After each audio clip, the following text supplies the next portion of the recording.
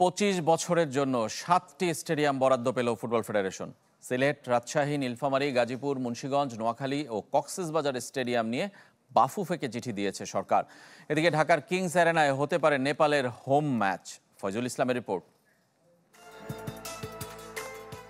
শুধু ফুটবলের জন্য দেশের একাধিক ভেন্যু দীর্ঘদিনের চাওয়া ফুটবল ফেডারেশনের। এর মাঝে চট্টগ্রাম জেলা স্টেডিয়াম বরাদ্দের অনুমতি পেয়েও চূড়ান্তভাবে বুঝে নিতে পারেনি বাফুফে। নতুন করে আরও 7 জেলার 7 স্টেডিয়াম বরাদ্দ পেল ফেডারেশন।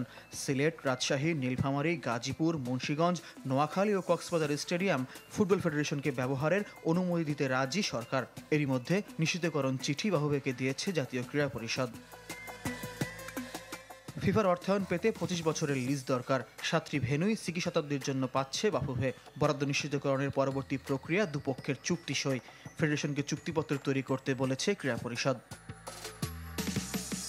এদিকে এশিয়ান কাপ বাছাইয়ের জন্য হোম ভেন্যুর সন্ধানে নেপাল।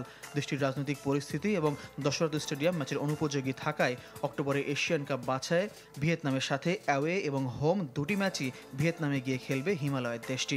18 নভেম্বর মালয়েশিয়ার সাথে নেপালের হোম ম্যাচ।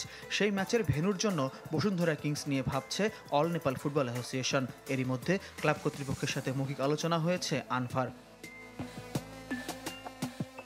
হংকং এবং ভারতের বিপক্ষে বাংলাদেশের 2 হোম ম্যাচের জন্য মঙ্গলবার আন্তঃমন্ত্রণালয়ের সভা হবে সচিবালয়ে। সভার বিজ্ঞপ্তিতে প্রীতি ম্যাচ উল্লেখ থাকলেও গুরুত্বপূর্ণ ম্যাচ দুটির আগে বাংলাদেশ ঘরের মাঠে কোনো প্রীতি ম্যাচ খেলবে কিনা জানায়নি ফেডারেশন। ফয়জুল ইসলাম, চ্যানেল 24, ঢাকা।